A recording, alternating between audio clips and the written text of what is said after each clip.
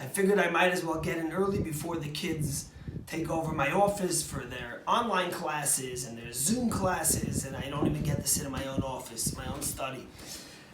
So yeah, I might have told you the story once of this Jewish woman who goes into a restaurant and she turns to the waiter and says, "Could you do me a favor? I'm freezing. Could you lower the air condition?" She says, "Sure, no problem." 10 minutes later, she turns to the waiter and says, "Could you do me a favor? Could you higher the air condition? I'm schwitzing."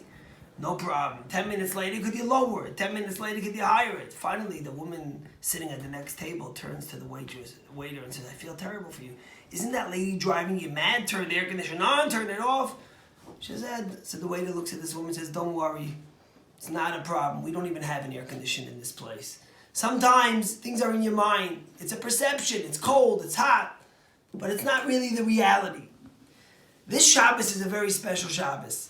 It's the Shabbos of Parshat HaChodesh, from Rosh Chodesh Adar, the beginning of the month of Adar, all the way till this Shabbos. We read 4 extra portions. We take out 2 Torahs on 4 Shabbos and we read an extra portion.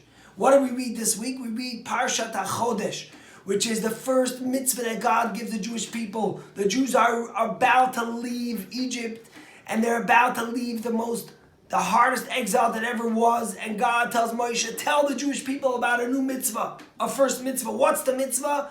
The mitzvah is to keep a calendar. God says, tell the Jewish people, we're going to count our calendar by the lunar year. When the moon comes out, it's the new month, and they should keep a calendar.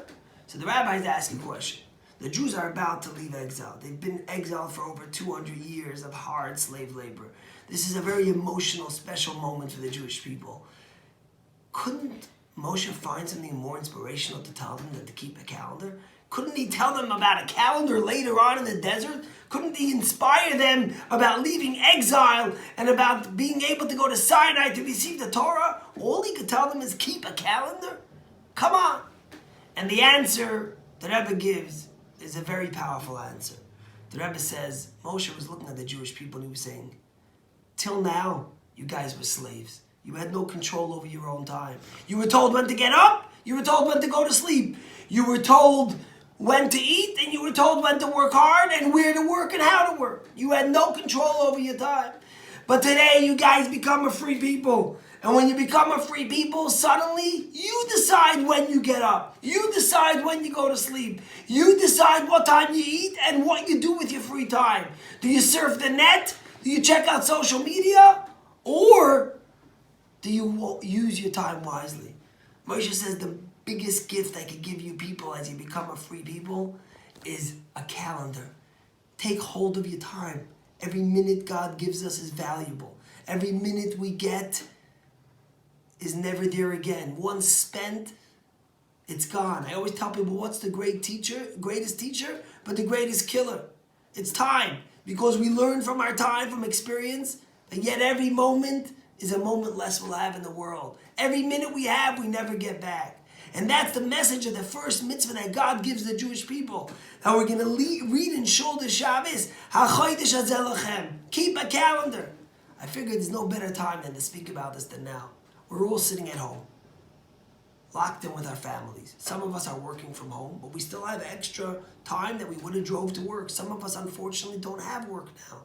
Or some of us are busy managing our kids' school, going from classroom to classroom that's virtual in our house. How are we spending our time at home now? Are we making a calendar? Are we making sure that we use every moment properly to spend the time with our children, to celebrate the gift of life that we do have, to love and well, maybe we can't embrace, but to love our children, to appreciate them, to study, to daven, to wrap our tefillin? Chevre, my dear friends, because I'm speaking about time management, I'm going to be short today. My message to you today is clear and unequivocal. To myself too.